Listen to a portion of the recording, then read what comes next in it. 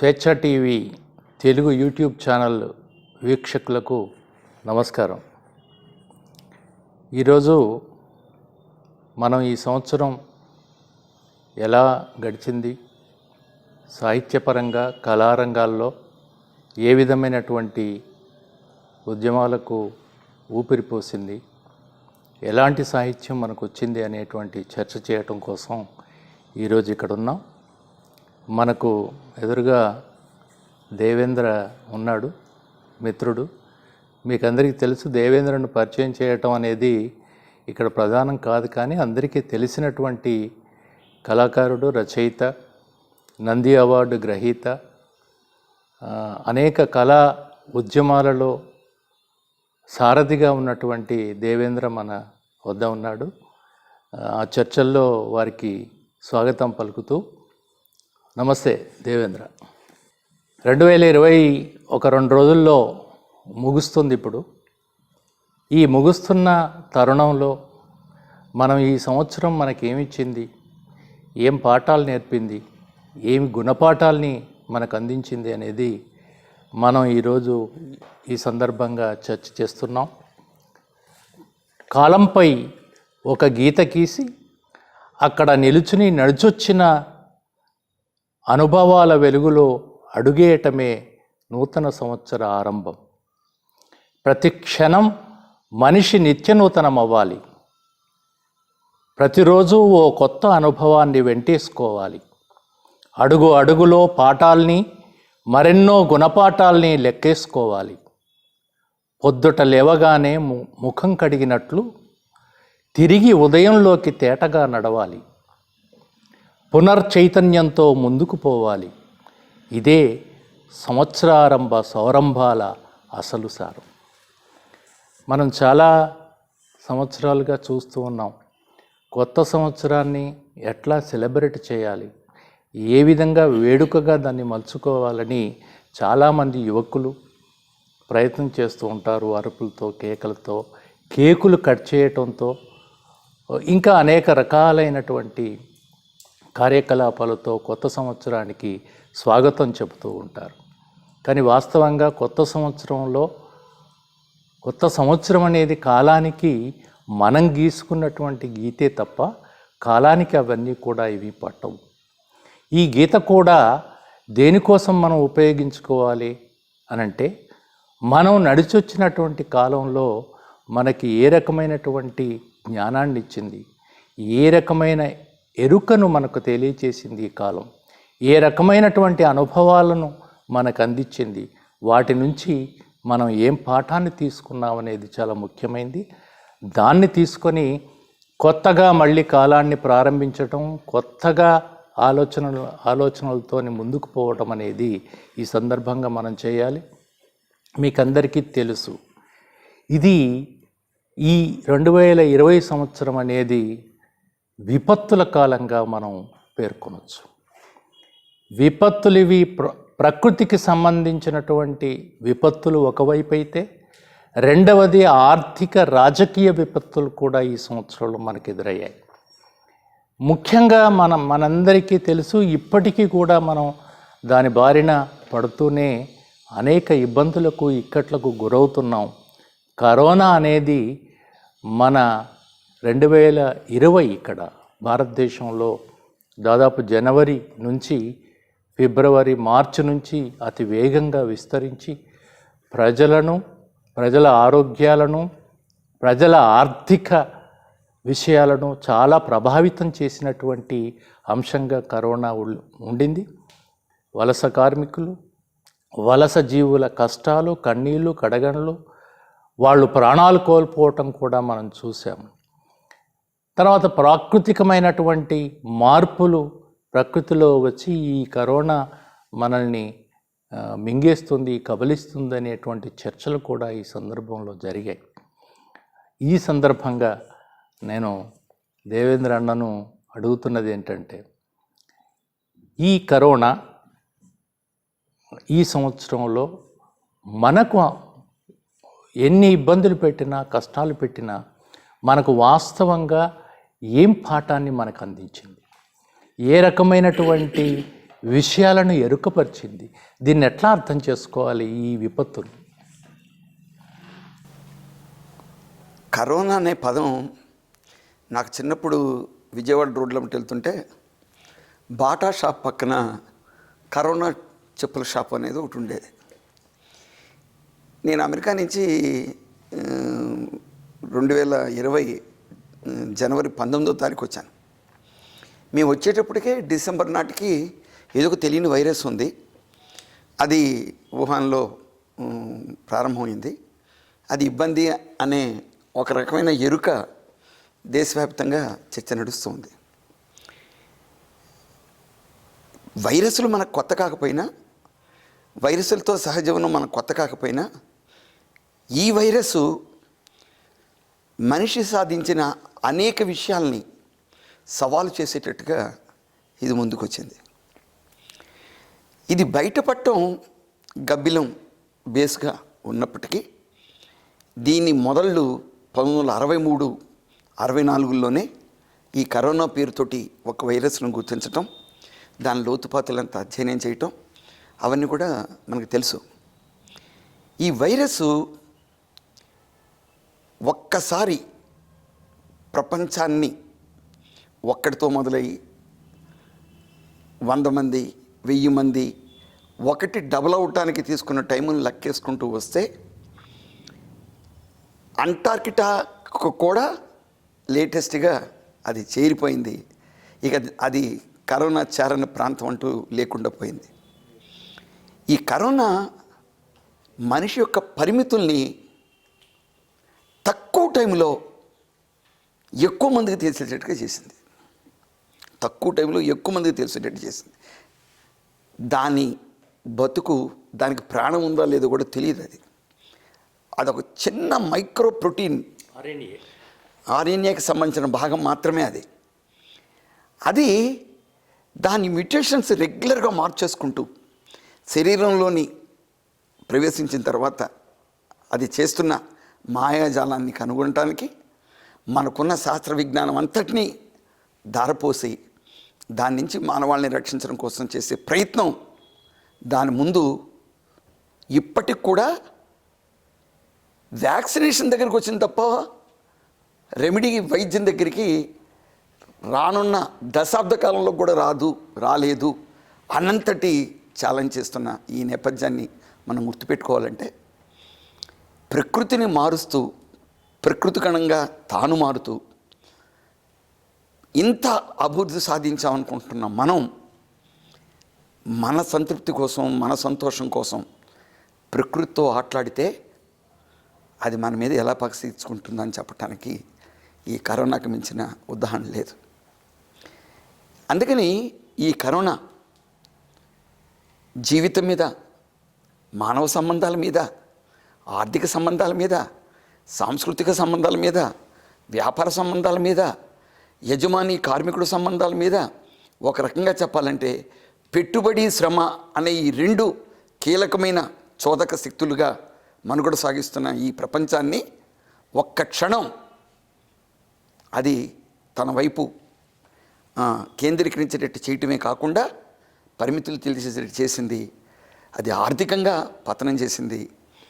వయసుని, వైద్యశాస్త్రాన్ని, లక్షల కోట్ల డాలర్లతో నిర్మించిన సామ్రాజ్యాల్ని అతలాకుతలం చేసేస్తూ మనిషిని ఒక్కసారి వెనక్కి తిరిగి నీ చూపు పైకే కాదురా కిందకు కూడా చూడాల్సిన అవసరం ఉంది అని చెప్పిన ఇది నూతన కవితా వస్తువుని ఇచ్చింది, నూతన కథా వస్తువుల్ని ఇచ్చింది, నూతన వైరుధ్యాల్ని సమాజం ముందుకు తీసుకొచ్చింది. అందువల్ల కరోనా ఒక్క వాక్యంలో మనం చెప్పుకోవాలి అంటే కరోనా మనిషిని వాస్తవికతలోకి తీసుకొచ్చిందని చెప్పాలి. వాస్తవికతలోని మనిషికి శక్తి సామర్థ్యాల యొక్క పరిమితుల్ని తెలియజేసిందని చెప్పాలి. సాధించాల్సిన ప్రమాణాలు, చేరుకోవాల్సిన గమ్యాలు ఎన్నున్నాయో తెలియజెప్పటంలో ఈ కరోనా మనకి ఒక పెద్ద దిక్సూచిలాగా వచ్చిందని చెప్తే అతిశక్తి కాదు. మనకు యుఎన్డిపి రిపోర్ట్లో కూడా ఈ కరోనాకు సంబంధించినటువంటి ఒక హెచ్చరికలు చేసింది. ఇప్పటికి కూడా కొత్తగా స్టెయిన్ అనే కరోనా మ్యూటేషన్ ద్వారా మళ్ళీ అటాక్ చేస్తుంది. కొత్త కరోనా కాదు, కొత్త మార్పు. అంటే మనం పేరు పెట్టింది స్ట్రెయిన్ అని పిలుస్తున్నాం ఇప్పుడు దాన్ని. యుఎన్డిపి చెప్పినటువంటి రిపోర్ట్లో వాళ్ళు ఏం చెప్పారంటే, ఐక్యరాజ్య సమితి ఈ కరోనా తిరిగి ఈ వైరస్ల యొక్క విస్తృతి కొనసాగుతూనే ఉంటుంది. కరోనా తర్వాత వచ్చే విపత్తులను ఎదుర్కోవడానికి ప్రభుత్వాలు సిద్ధంగా ఉండాల్సిన అవసరం ఉంది అని హెచ్చరిక చేశాయి. దానికి సంబంధించి మెక్సికో నవలాకారుడు ఒక నవల రాశాడు. ఆ నవల్లో ఒక 4 వాక్యాలు, చాలా బరువైనటువంటి వాక్యాలు అతను చేశాడు. అదేమిటంటే, ఆయన ఉన్నటువంటి ఊర్లో ఒక పందుల పెంపకం అనేది జరుగుతుంటుంది. అతన్ని బాగా భయంకరంగా భయపెట్టినటువంటి అంశం ఏంటంటే, ఆ పెంపకంలో అవి రోజు గంటల తరబడి ఆ పందుల అరుపులను విన్నాడట ఆ నవలాకారుడు. ఎప్పుడు అనంటే, ఆ పందుల్ని చంపేస్తున్నప్పుడు అవి అరిచే అరుపులకు ఆయన చలించిపోయి ఈ విధంగా రాస్తాడు. ఏమిటంటే, ఇక్కడ ఈ ప్రాంతంలో ఒక్క పందుల అరుపులు తప్ప ప్రతిదీ కూడా వ్యాపారమే అని చెప్తాడు. అంటే ఎందుకు ఇది చెప్పాడు అనంటే, వ్యాపారము ప్రపంచవ్యాపితంగా కార్పొరేట్ల స్థాయికి ఎప్పుడైతే చేరుకుందో, సాధారణంగా జీవించే జంతువులు, ఆహారంగా మనం పొందేటువంటి జంతువుల్ని పెద్ద ఎత్తున అసహజంగా వాటిని పెంపకాన్ని ఏర్పాటు చేసుకోవడం అనేది అది కృత్రిమమైనటువంటి అనేకమైనటువంటి హార్మోన్స్ వాటిని ఇచ్చి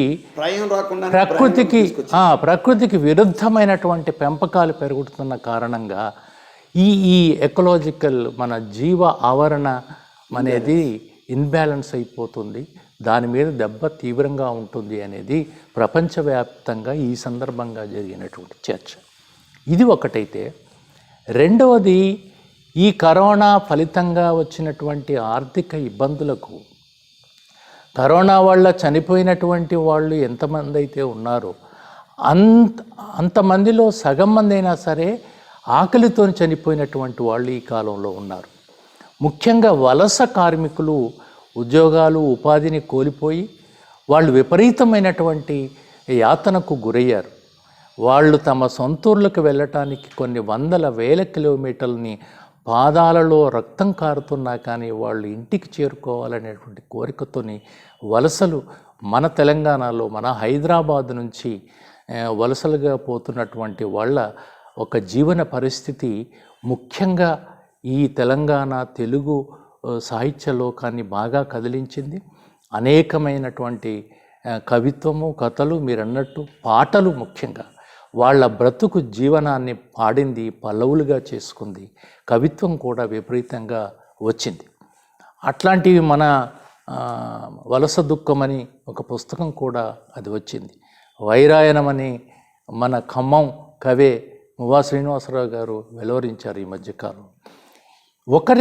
ఒకటి రెండే సంకలనాలే కాదు, మనకు తెలుగు ప్రాంతం నుంచి ఈ వలస కూలీల మీద ప్రతిస్పందిస్తూ సాహిత్య రంగం విపరీతంగా స్పందించింది. కళాకారులు కూడా పాటలు రాశారు, పాటలు పాడారు. మన తెలుగు ఛానళ్ళలో కూడా ఈ పాటలన్నీ కూడా రిలే కావటం అనేది జరిగింది. అయితే ఈ లాక్డౌన్ సందర్భంగా, అంటే కరోనా వచ్చిన సందర్భంగా లాక్డౌను పెట్టడం, వలస కూలీలు ఇబ్బంది పడటం, ఈ సందర్భంగా ప్రభుత్వాల యొక్క పరిస్థితి ఎట్లా ఉంది, వాళ్ళ ఆలోచనలు ఎట్లా ఉన్నాయనేది కూడా మనం ఒకసారి సమీక్షించుకుంటే ఈ సంవత్సరాన్ని మనం ఆ సమీక్షను సరిగా చేసిన వాళ్ళం అవుతాము. ప్రపంచ దేశాల్లో మీకు అందరికీ తెలుసు ఏ దేశం ప్రజలకు బాధ్యత వహించింది. అగ్రరాజ్యాలు అనుకున్నటువంటి దేశాలు కూడా చిన్న చిన్న దేశాలు ఇచ్చినటువంటి ఆ ఓదార్పును కానీ, ఇచ్చినటువంటి ఆ భరోసాను కానీ అగ్రరాజ్యాలు ఈ సందర్భంగా ఇవ్వలేకపోయాయి. మన దేశంలో ప్రభుత్వాలు ఎట్లా వ్యవహరించాయని మీరు భావిస్తున్నారు? కొంత ఈ కరోనా సమస్యని వరల్డ్ హెల్త్ ఆర్గనైజేషన్ వాళ్ళు ఎంత సీరియస్గా స్పందించారో, దేశాలు ఆ స్పందనను సరిగ్గా తీసుకోలేదు ఆనందాచారి గారు. డిసెంబర్లో మొట్టమొదటి కేసు వుహాన్లో గుర్తింపబడిన తర్వాత వరల్డ్ హెల్త్ ఆర్గనైజేషన్ 10-15 రోజులు దాని జన్యుక్రమాన్నంతటినీ స్టడీ చేసిన తర్వాత ప్రపంచానికి హెచ్చరిక చేసింది. మొట్టమొదటి చేయాల్సిన పని ఏంటంటే వాళ్ళు లాక్డౌన్ పెట్టడంలో కానీ దాన్ని అధిగమించడం కోసం ఆ వ్యూహాన్ని మొత్తం దిగ్బంధనం చేయటం, అక్కడ ప్రజల అవసరాలన్నింటినీ తీర్చటం, 1000 పడకలు 1500 పడకలు హాస్పిటల్స్ అని అత్యంత వేగంగా 10 రోజులు వారం రోజుల్లో నిర్మించటం, ఇలాంటి జాగ్రత్తలన్నీ తీసుకొని ఎక్కడైతే పుట్టిందో ఎంత ప్రపంచంలోనే పెద్ద జనాభా ఉన్న చైనాలో 130 కోట్ల మంది ఉన్న దానిలో 1000 దాట్ల ఆ కేసుల్ని ఇంకో చోటకి రాకుండా నిరోధించారు. అతి పెద్ద పొరపాటు ఏం జరిగిందంటే వచ్చిన మనం దేశంలోకి విమానాల ద్వారా మాత్రమే కరోనా రవాణా అయింది తప్ప సముద్రం ద్వారా కాదు. సముద్రాన్ని నుంచి వచ్చే వాటిని పెద్ద పెద్ద దేశాలు సముద్రంలో లంగాలేసి వదిలిపెట్టారు. జపాన్ దగ్గర ఓ పెద్ద సముద్రంలో కొన్ని వేల మంది ఉంటే కొన్ని నెలలు వాళ్ళ సముద్రంలో ఉంచిన పరిస్థితి ఉంది. విమానాల ద్వారా ఇది ఎదుగుమతి అవడానికి అవకాశం ఉందని గుర్తించిన పాలకులు మొట్టమొదటి ఏం చేయాలా, ముందు విమానాశ్రయాలను బంద్ చేసినట్టయితే నిరోధింపబడేది, పంపే మునిగేది కాదు. ఇక్కడికి రాకుండా వాళ్ళు ఆ దేశాల్లోనే ఉన్నారు కదా. దానికి అనుమతించడానికి ట్రంప్కు స్వాగతం పలకడానికి చూపించిన ఆసక్తి, తద్వారా మన భౌతిక దూరాన్ని పాటించకుండా కొన్ని లక్షల మందిని సమీకరించడం ద్వారా చేసిన ప్రయత్నం ఫిబ్రవరిలో జరిగిన పరిస్థితి. అలా ప్రారంభమైంది, సరే జ్ఞానోదయమైంది. ఇంత పెద్ద దేశంలో భారతదేశ ఉత్పత్తి 180% అసంఘటిత కార్మికుల మీద మాత్రమే ఆధారపడి కొన్ని కోట్ల మంది ప్రజలు వాళ్ళ ప్రాంతాల్లో తిండి దొరక్క నగరాలకి వలసలు వచ్చి భవన నిర్మాణ కార్మికులుగా ఉంటారు, సాంకేతికలుగా ఉంటారు, ప్రొక్లైనర్ నడిపే వాళ్ళుగా ఉంటారు, ట్రక్కులు నడిపే వాళ్ళుగా ఉంటారు. ఒక రకంగా చెప్పాలంటే అత్యంత తక్కువ వేతనానికి గొడ్డు చాకరీ చేసి ఎట్టి కార్మికుల్లాగా వాళ్ళు ఉంటే 4 గంటల వ్యవధితో ఇంత పెద్ద దేశాన్ని లాక్డౌన్లోకి నెట్టడం అనేది తాను చేసిన తప్పుని దేశం మీదకి నెట్టే ప్రయత్నం తప్పది, అది ఇంకో ప్రయత్నం కాదు. ఏమైంది, వాళ్ళకి దారి లేదు, వెళ్ళటానికి ట్రైన్స్ లేవు, బస్సులు లేవు, రవాణా సౌకర్యాలు లేవు. కొంపేం మునిగేది కాదు. జాగ్రత్తలు తీసుకొని వాళ్ళకి తగ్గ ఇంత పెద్ద దేశంలో ఒక 4 రోజుల పాటు ట్రైన్ టికెట్ తీసుకోకుండా రైళ్లు నడిపితే కొంపేమన్నా మునిగిపోద్దా? ఏం మునగదు. వాళ్ళని ఆ రూపేణ పంపించేసినట్టయితే, వాళ్ళు అక్కడ జాగ్రత్తలు తీసుకున్నట్టయితే, ఇప్పుడు విమానాలు ఆపేసి వలస కార్మికులను ఇళ్ళకి పంపేసి అప్పుడు లాక్డౌన్ పెట్టి వాళ్ళకి నిత్యావసర వస్తువుల సరుకులు ఇచ్చినట్టయితే ఈ కరోనాను ఎదుర్కోవడం ఖర్చు పెట్టే డబ్బులతో పోల్చుకుంటే ఈ డబ్బులన్నీ చాలా తక్కువే. ఇది ఒక మానవీయమైన సమస్య కింద, జీవితాల్ని ప్రభావితం చేసే సమస్య కింద పాలకులు చూడలేదు. లాభ నష్టాల కింద, కార్పొరేట్ కంపెనీల లాభాలు తగ్గిపోతాయనే దృష్టితో చూసుకున్న వ్యవహారం తప్ప ఇంకోటి కాదు. ఇది పాలక ప్రభుత్వాల యొక్క స్వయంకృతం ఈ దేశాన్ని అతలాకుతలం చేసిన పరిస్థితి ఉంది. మన మన మన కేసీఆర్ గారు పారాసెటమాల్ వేసుకుంటే అయిపోతుందని చెప్పి మా అసెంబ్లీలో మాట్లాడినందుని ఎగతాళి చేసేసి నువ్వు మాస్క్ పెట్టుకుంటావు అని చెప్పి ఎగతాళి చేసిన మనిషి ఈయన. మహాభారతంలో 18 పర్వాలు ఉన్నాయి, 21 రోజుల్లో తేలిపోద్దని చెప్పింది ఆయన. మొట్టమొదటి ప్రకటన చేయడంలోనూ హడావుడి చేయడంలోనూ దేశాన్ని మొత్తాన్ని తాను నడుపుతున్నట్టు చేసిన హంగామాతో పోల్చుకుంటే చేతులు ఎత్తేసి అత్యంత అమానవీయంగా కోట్లాది మంది ప్రజల్ని చేసి వాళ్ళ మనాన వాళ్ళని వదిలిపెడితే కాళ్ళకి చెప్పులు లేకుండా పగిలిపోయిన చిత్రాలు చూస్తుంటే హృదయ విదారకమైన దృశ్యాలు. రైలు పట్టాల మధ్య వెళ్తూ ఆదమరిచి పడుకున్న వాళ్ళ మీద నుంచి రైలు దూసుకుపోతే చచ్చిపోయిన వాళ్ళు, పెట్టికి మధ్య నెలల బిడ్డని ఒక చేత్తో పట్టుకుని ఒక్క 5 నిమిషాలు చెయ్యెత్తి పట్టుకోవాలంటే మనకు ఊపిరాడని స్థితిలో 100 కిలోమీటర్ల ప్రయాణం చేస్తున్న ఆ దృశ్యాలు మనకి, కళాకారులకి, కవులకి, రచయితలకి మానవీయంగా సహాయం చేయాలనుకునే ప్రభుత్వం చేసిన సహాయంతో పోల్చుకుంటే సాటి మనిషికి చేసిన సహాయం అనేక 100 రెట్లు 1000 రెట్లు ఉంది. అది మాత్రమే మనుషుల మధ్య ఐక్యతని పెంచింది, మనుషుల్లోని మానవత్వ పరిమళాలని మళ్ళీ వెలికి తీసింది. మనిషిని మనిషిగా నిలబెట్టడంలో ఈ సమస్య మళ్ళీ మానవ సంబంధాల యొక్క ఆవశ్యకతని మనకు చూపించిన గొప్ప ఒక మానవతా సహాయం. సోను సూద్ ఎవరండి? ఒక సినిమా ఆర్టిస్ట్. 25 కోట్ల రూపాయలు మన సినిమా యాక్టరు, మన సినిమా యాక్టర్ పేరేంటి, డింపుల్ కపడి అల్లుడు అక్షయ్ కుమార్ ఎవరికిచ్చారు? సీఎం కేర్స్కి, పిఎం కేర్స్కి. అదొక దుర్మార్గమైన మళ్ళీ కొత్త పరిస్థితి. నేను వేరేం చెప్పట్లేదు. కవుల్ని కళాకారుల్ని ఎంత కదిలించి మనిషి యొక్క ఔన్నత్యాన్ని, సహాయం యొక్క గొప్పతనాన్ని తెలియజేసిందో, ఒక మనిషికి సహాయం చేయాలనే దయార్థ హృదయాన్ని, ఆ దానగుణాన్ని, సహాయపడాలనే ఆ తత్వాన్ని ఇది బాగా నిలబెట్టింది. ఆ నిలబెట్టడమే కరోనాను ఎదుర్కొనే ధైర్యాన్ని ఇచ్చిందని చెప్పాలి తప్ప, ప్రభుత్వం ఇచ్చిన ధైర్యం కంటే సాటి మనిషికి ఇచ్చిన ధైర్యం ఇక్కడ కీలకమైన పాత్ర పోషించింది. అదే కవితా వస్తువులేని, అదే కథా వస్తువులేని, అదే ప్రభుత్వం మీద అంతర్జాతీయంగా ఎక్కుపెట్టిన శరాలైని, ప్రజల యొక్క స్వరాలైని. ఈ కరోనా ఒక రకంగా చెప్పాలంటే మనిషిని ఎంతగా కొంగతీసిందో, మనిషిలో ఉన్న అంతర్గత ప్రమాణాలని, విలువల్ని, సృజన అంశాలని కూడా వీరికి తీసిందని చెప్పాలి. బాగా చెప్పారు.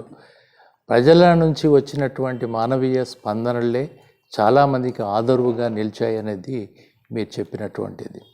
ప్రభుత్వాలు ముఖ్యంగా కూడా మనం ప్రపంచవ్యాప్తంగా చూసుకుంటే అక్కడ అగ్రరాజ్యమైన అమెరికా కూడా ప్రజలకు బాధ్యత వహించలేదనేది మనకు స్పష్టంగా తెలుస్తోంది.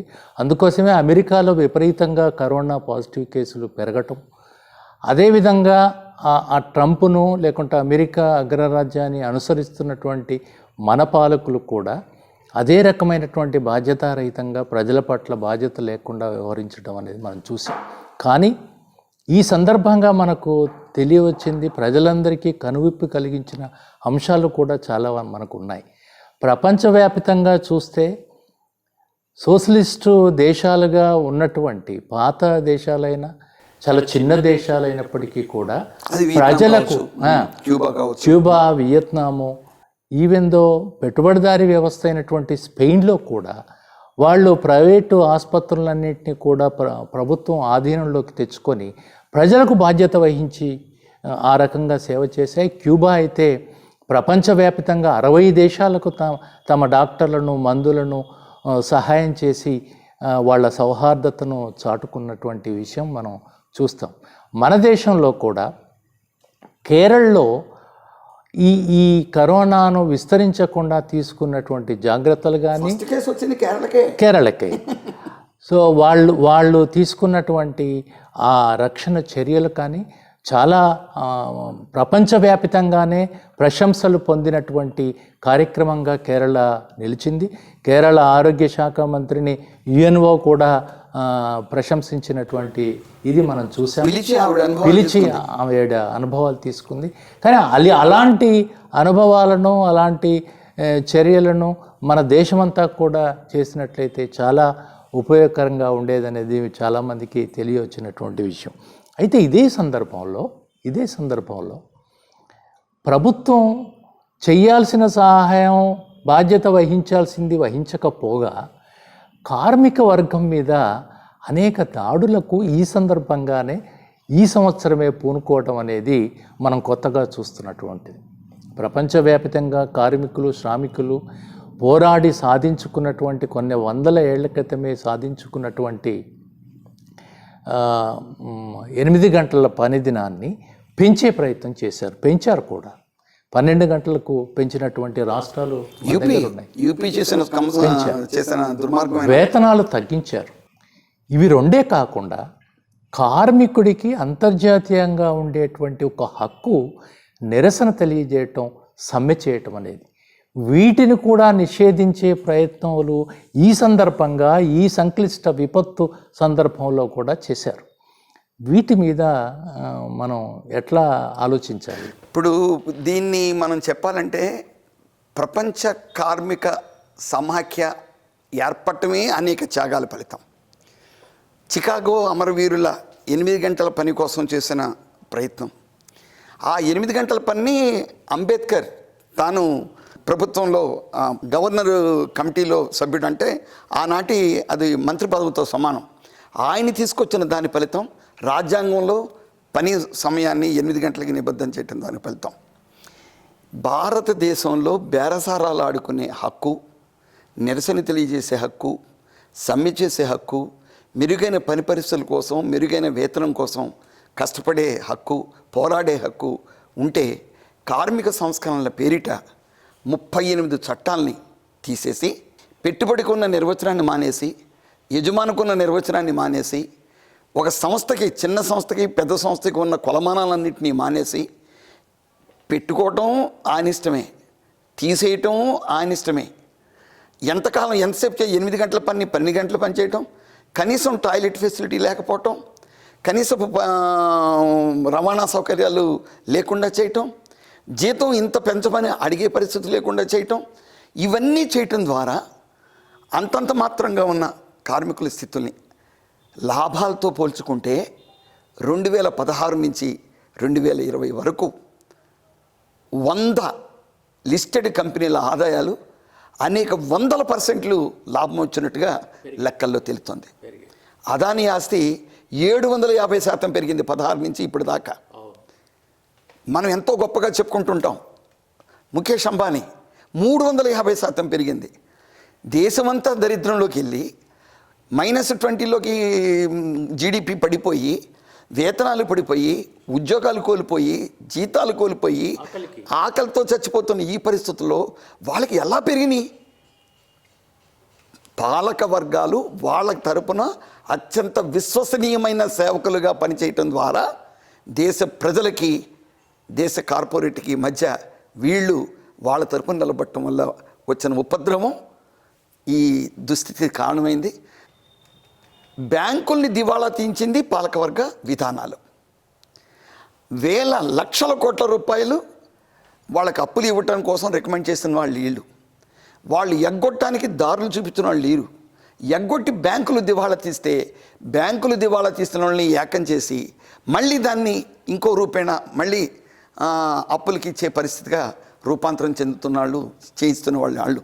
స్టేట్ బ్యాంకులో చేసిన మెడ్జిన్ చూసుకున్నా, పంజాబ్ నేషనల్ బ్యాంక్ని, పంజాబ్ దాన్ని తీసుకున్నా, ఎస్ బ్యాంకుని తీసుకున్నా, వాళ్ళు ఇప్పుడు ఒక రకంగా చెప్పాలంటే 8 లక్షల కోట్ల రూపాయల బ్యాంకు రుణాలని రైట్ ఆఫ్ చేయటం అనేది అంతకు మించిన రాజ్యాంగాన్ని వాడుకుని ప్రజల సొమ్ముని వసూలు చేసే చొరవ చేయకుండా, ధైర్యం చేయకుండా, చిన్న రైతు 100 రూపాయలు అప్పు ఇవ్వకపోతే తలుపు తీసి వాడిని పరుగు తీసి రోడ్డు మీద పెట్టే ఈ పాలక వర్గాలు అన్ని లక్షల కోట్ల రూపాయలు వాళ్ళు చెప్పారు. ఏమండి, విజయ్ మాల్యా వెళ్ళిపోతున్నాడు, మీకు సంబంధించిన విషయం కాదు, వాడు వెళ్ళిపోవడానికి దారి చూపిస్తున్నాడు. నీరవ్ మోడీ వెళ్ళిపోతున్నాడు, అది మీకు సంబంధించింది కాదు అని చెప్పేసి చేసిన ఈ ప్రభుత్వం క్విట్ ప్రో ప్రవృత్తితో ఆశ్రిత పెట్టుబడిదారీ పద్ధతిలోకి వెళ్ళటం ద్వారా చేసిన దుర్మార్గం అటు కార్మిక వర్గాన్ని దివాళా తీసింది, ఇటు కోట్లాది మంది దేశ ప్రజల జాతీయ సంపదని దివాళా తీస్తుంది. వీళ్ళు చెప్పే మాటలన్నీ ఒక రకంగా చెప్పాలంటే భావోద్వేగపూరితమైన అంశాలని తీసుకొని అటు చైనానో, ఇటు పాకిస్తానో, ఇటు భారతదేశంలో ఎన్ఆర్సీ, సిఏ ఇట్లాంటివి తీసుకొని ప్రజల్ని చీల్చి పబ్బం గడుపుకునే నూతన ఎత్తుగడలోకి వెళ్తున్న దుర్మార్గం ఈ కరోనా కాలంలో మరింత బలపడింది అనేది మీరు చెప్పిన మాటలతో వచ్చిన సారాంశం. మీరు అన్నట్టుగా కరోనా మన మీదికి తీసుకొచ్చినటువంటి ప్రమాదం కంటే కూడా కరోనా సందర్భంలో ఇక్కడి రాజకీయాలు కానీ, ప్రపంచవ్యాప్తంగా ఉన్నటువంటి ప్రభుత్వాలు, రాజకీయాలు, వారి యొక్క విధానాలు, వారి చర్యలు ఈ ప్రజల మీద విపత్తును పెద్దగా పెంచాయి అనేది ఈ సందర్భంగా మనం అర్థం చేసుకోవాలి. సారాంశం అది. రెండోది ఏంటంటే, అమెరికాలో జాత్యహంకారపు చర్యలు కూడా మనకు బయటపడ్డాయి ఇదే సందర్భంగా. అక్కడ అమెరికాలో నల్లజాయితీయుడైనటువంటి జార్జ్ ఫ్లాయిడ్ మీద చాలా దుర్మార్గంగా అతన్ని హత్య చేయటం, కొట్టడం, అక్కడ పెద్ద ఎత్తున దానికి ఊపిరాట్లేదన్నా కూడా మోకాళ్ళతోటి పీక మీద తొక్కి చంపటం, దానికి వ్యతిరేకంగా కూడా విపరీతమైనటువంటి నిరసన వెలువ మనకు ప్రపంచవ్యాప్తంగా వచ్చింది. ఇక్కడి సమాజం, మన భారతీయ సమాజం కూడా స్పందించింది. మన తెలుగు కవులు ముఖ్యంగా ఈ జాతీయ అహంకారం మీద, అక్కడ జాతీయ అహంకారం అంటున్నాం, ఇక్కడ కూడా కుల అహంకారంతో జరుగుతున్నటువంటి హత్యలు మనం నిత్యం దాన్ని చూస్తున్నాం. పరుహత్యలు అనకూడదు, కులహంకార హత్యలు అని. హత్యలు జరుగుతున్నాయి. ఆ కుల వివక్షతకు వ్యతిరేకంగా కూడా మన తెలుగు కవులు చాలా వాళ్ళ గొంతుకు విప్పారు, వాళ్ళు సానుభూతి తెలియజేశారు. నల్ల జాతీయులు చేస్తున్నటువంటి నిరసనకు మద్దతుగా బోలెడంత కవిత్వం మన ఆఫ్రో అమెరికన్స్ వచ్చింది. అది కూడా మనం చూడొచ్చు. ఇక ఇదే సందర్భంలో మీరు ఇందాక అన్నట్టు సిఐఏ, ఎన్ఆర్సీకి వ్యతిరేకంగా ఉద్యమించినటువంటి పౌర హక్కుల నేతలను లేదా కవులను, కళాకారులను కూడా తీసుకెళ్ళి నిర్బంధించేటువంటి చర్యలకు కూడా ఈ ప్రభుత్వం పూనుకుంది.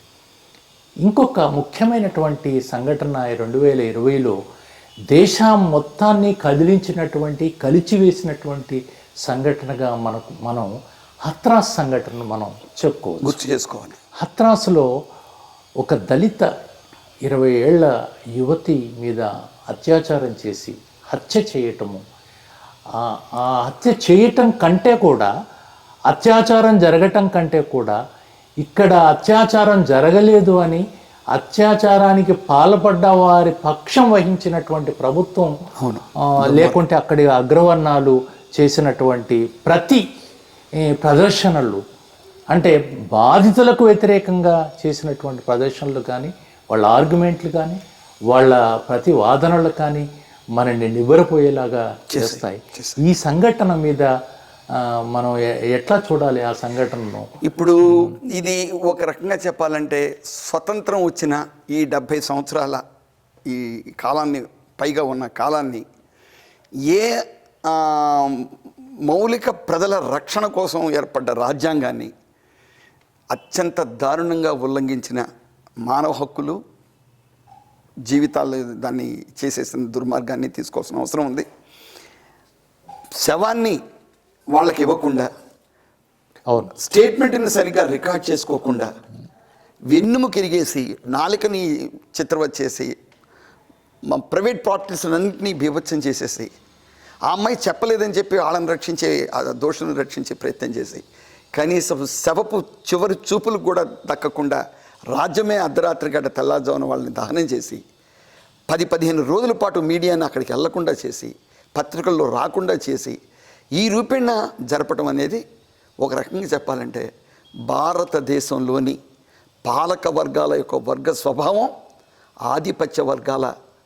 ఆధిపత్య కులాల ప్రాబల్యాన్ని కాపాడే ప్రత్యక్ష పాత్రలోకి రాజ్యం వెళ్ళింది అని చెప్పడానికి, కాశ్మీర్లో జరిగిన దురాగతం, బాలిక పైన చేసిన దురాగతం కానివ్వండి, ఇక్కడ అత్రాసు ఘటన కానివ్వండి, ఇది ఒక చైన్తో కూడుకున్న అంశం ఉంది. 100కు 100 పాలక వర్గాల మద్దతుతోటి ఆ ప్రాంతపు అగ్రవర్ణ ఠాకూర్లు వాళ్ళు చేసిన దుర్మార్గాన్ని మనకు ప్రతి కవి స్పందించాడు, ప్రతి కళాకారుడు స్పందించాడు. ఆ స్పందనే ఆ కుటుంబానికి, భారతదేశంలో నూతన చర్చకి దారితీసే పద్ధతుల్లో కొంతమంది నిష్పాక్షికంగా పనిచేసిన కవులు, కళాకారులు, పాత్రికేయ బృందాలు కూడా ఆ విషయంలో బయటపెట్టడం కోసం చాలా పెద్ద ఎత్తున కష్టపడి వాటిని సత్యాలు వెలుగు తీసుకొచ్చారు. ఇప్పుడు అనివార్య పరిస్థితుల్లో అది సిబిఐకి వెళ్ళి కోర్టుల పర్యవేక్షణలో కేసుని విచారించే స్థితికి ప్రజానీకం మాత్రమే తీసుకొచ్చారు తప్ప పాలక వర్గాలు, రాజ్యం, చట్టం ఆ పనిలో లేదు అనేది మనం గుర్తు చేసుకోవాలి. చాలా చాలా సరైనటువంటి విశ్లేషణ మీరు చేసింది.